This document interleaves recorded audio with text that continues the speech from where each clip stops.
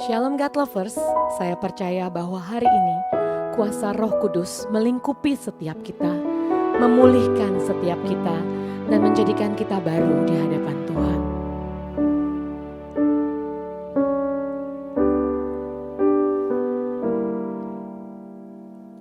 Bagaikan tanah kering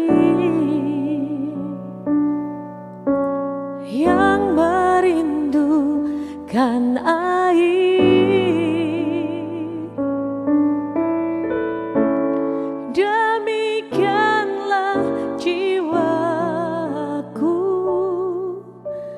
haus akan Engkau.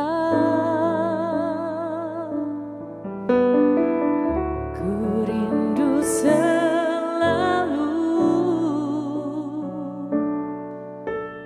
hadir-Mu di hidupku, memulihkan jiwaku, hapuskan air mataku, mengalirlah kuasa Roh Kudus, mengalirlah di tempat ini, mengalirlah, oh Roh Kudus, pulihkanku, memulihkanku, memulihkan kami Bapa.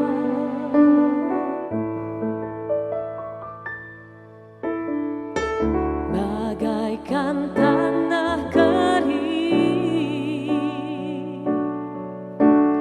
yang merindukan air, demikianlah jiwaku haus akan Engkau. Ku rindu selalu hadir-Mu di hidupku,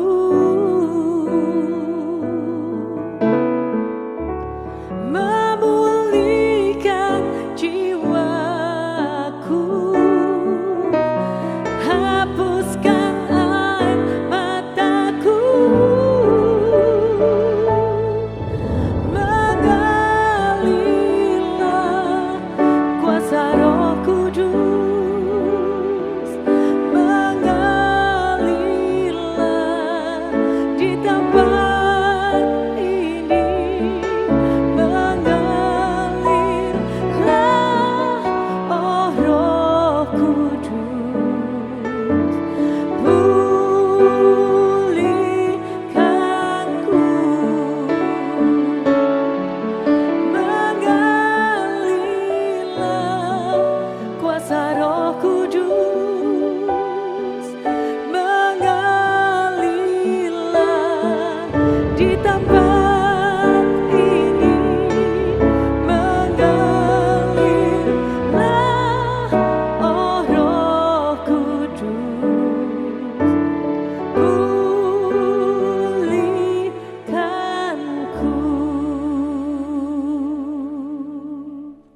Salam God Lovers dimanapun saudara berada. Kembali lagi bertemu dengan program Word from Heaven.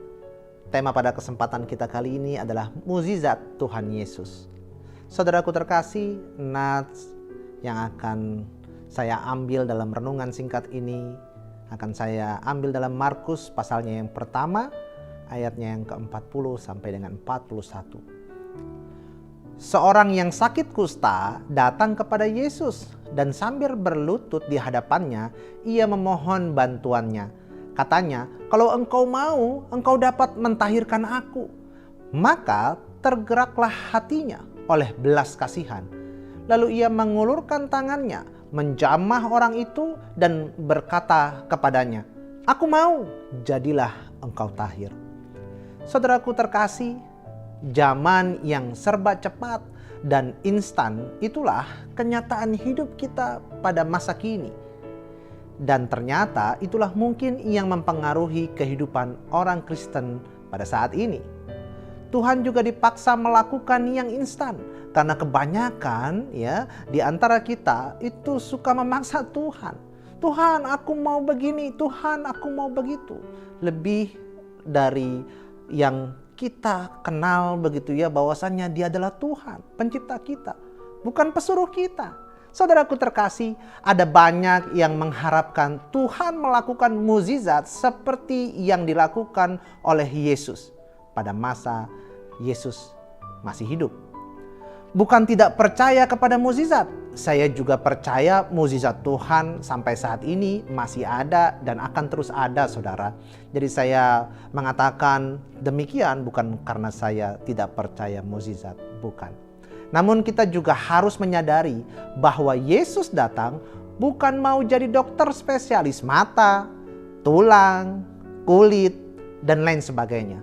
Jika Yesus datang ke dunia ini hanya ingin melakukan penyembuhan itu, bukan Tuhan namanya.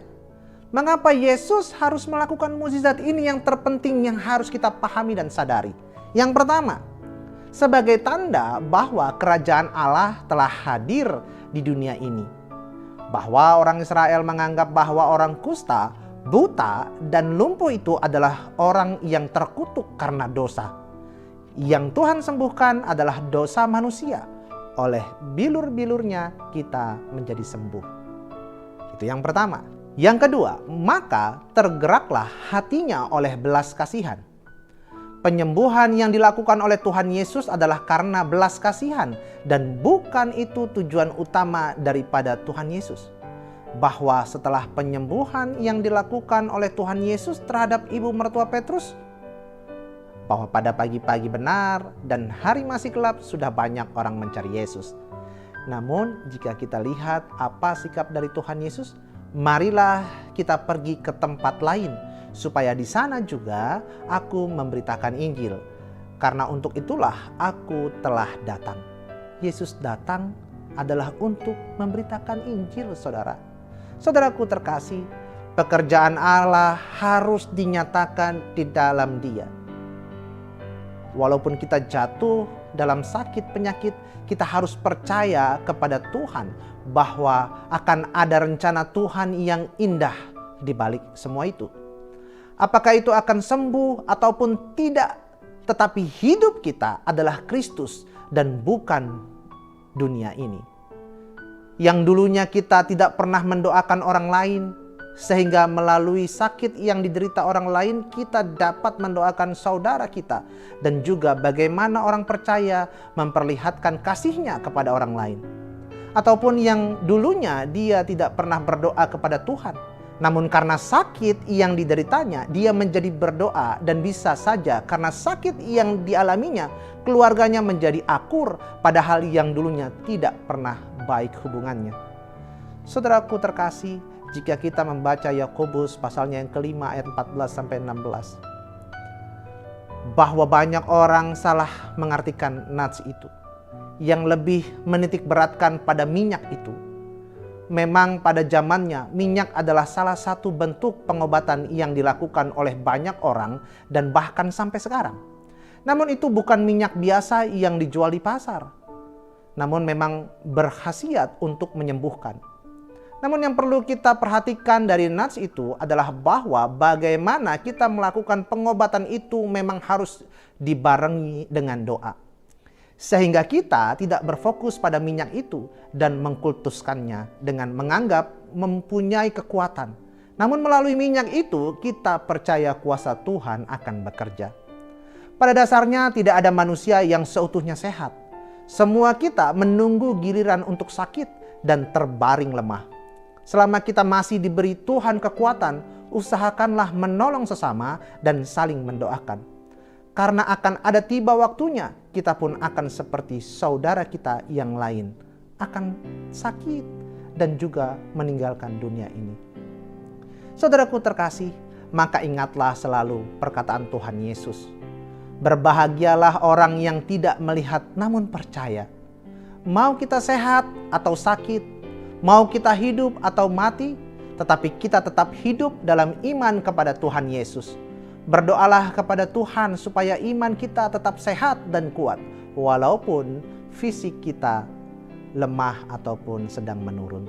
Terima kasih saudara, inilah renungan singkat pada kesempatan kali ini. Mari kita berdoa. Bapa di surga, terima kasih Tuhan, Engkau terus menjaga kami, melindungi kami Tuhan, Engkau terus menguatkan kami. Kami mau Tuhan terus Engkau tahirkan, sembuhkan Tuhan, dalam keadaan sehat Tuhan. Kami mau memberitakan kabar baik Tuhan. Terima kasih Tuhan. Di dalam nama Tuhan Yesus kami telah berdoa. Haleluya. Amin. God lovers, dimanapun saudara berada, diharapkan membagikan link YouTube renungan ini kepada saudara, kerabat, dan teman-teman semua. Terima kasih. Tuhan Yesus memberkati.